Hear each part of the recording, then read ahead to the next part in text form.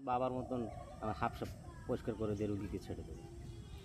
আমি তো জানি তো আমার যে সমস্যার কন্ডিশন না, আমি কী বলছি বললেন, বলছি যে আমি তো বোঝা তো বইতে পারছি, ধানের বোঝা, এটা 2 কিলো মাল তো আনতে পারতাম না, বিশাল কষ্ট। সেই তুলনায় তো আমার আমার কতক্ষণ 25 মিনিট, ওই ধরো আমি টোটালে ধরলাম 75 মিনিট। তা 75 মিনিটের মধ্যে আমার শরীরের যে অবস্থা হয়েছে, আমি তোকে ওখানে বলিনি এই কারণেই যে বললে তোর মনে একটা লাগবে বলে যেন বলি না, আমি থাকবে এখন বলবো না, পরে বলবো। তাই তো আমি ওই লোককে বলে দিয়েছিলাম যে তোমার বউর বেশি নয়, বাবু বলেছে 12 ঘন্টা। আর আমি কি বলেছিলাম যে 2 থেকে 3-2.5 ঘন্টার মধ্যেই তোমার সমস্যার সমাধান হয়ে যাবে। তো এইরকম আশ্চর্য ঐশ্বরিক ক্ষমতা ও যত বড় তান্ত্রিক ভাষণ দেখ না কেন, ও এটা করতে পারবে না। আর এড দিচ্ছে, ওদের টাকা হয়েছে, এড দিচ্ছে ওরা রুগীপত্র আনার জন্য, ইনকাম করার জন্য। কিন্তু ওইভাবে করে হবে কেন?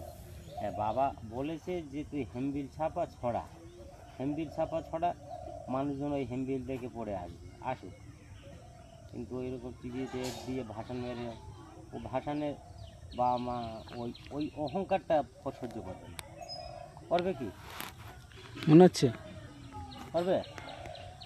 আর ওরকম বললে হবে? মানুষ যখন সমস্যায় পড়ছে, যে কোনো না কোনো জায়গাতে ছুটছে না, ছুটছে বললে হবে না। কিন্তু ওই যে বলছে যে আমি চ্যালেঞ্জের মুখবেলায় লিখে দেবো, স্ট্যাম্প পেপারে লিখে দেবো, কটের এতে লিখে দেবো বলছে। তোমার কতজন লিখে দিচ্ছিল এরকমই যে তোমার ব্যাধি সারিয়ে দেবে?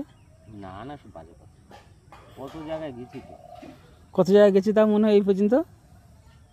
অনেক জায়গায় গেছি, না হলেও 10-12 জায়গায় যাওয়া হয়ে গেছে, হয়নি সমস্যা। সেই তুই থাকা আলিম থেকেই তো হচ্ছিল। হ্যাঁ, তাই না? তা 10-12 বছর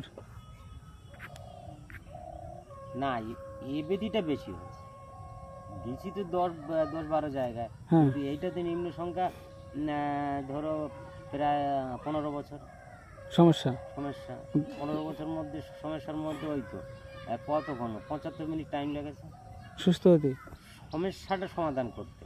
আচ্ছা, বেশ দিব্য ভালো। এখন সামনে যা দেবে আমার কাছে ও কিছু না, সব একদম ও সাফ হয়ে গেল। একটাই সমস্যা রয়ে গেছে, কোনটা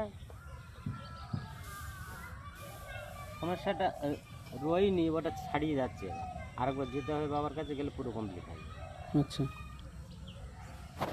ওই যে বাবা যে মন্ত্রের কথা বলছিল না, যে মন্ত্র ভুলে যায়, মা এসছিল, মা বলছিল না বাবা বলছিল, যাই হোক, মা এসছিল, মা বলছিল যে মন্ত্র ভুলে যায়। হ্যাঁ, মন্ত্র ওই ভুলে যেতাম, এটা এখন ক্লিয়ার হয়ে গেছে অনেকটা।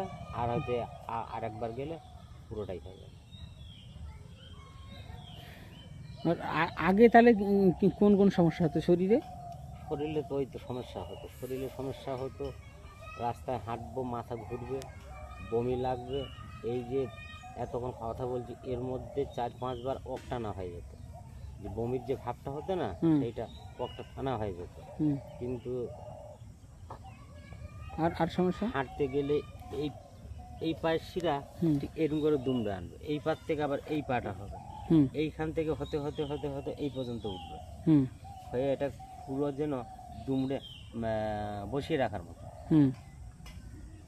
মানে এটা কোনো ভারী কাজ তো করতেই পারবো না, আর হাঁটতে গেলেই তো মাথা ঘুরে যাবে, নইলে এরকম মাতালদের মতন হয়ে যাবো।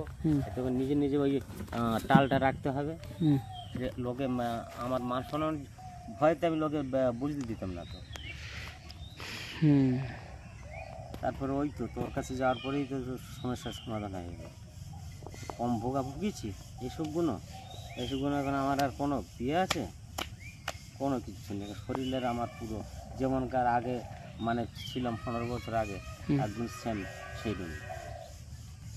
এখন সময় সকাল 8:45। তো সেটা তো হবেই না, ওটা তো হবে, ওটা প্রত্যেক ক্ষেত্রে ওটা হবে, ওটা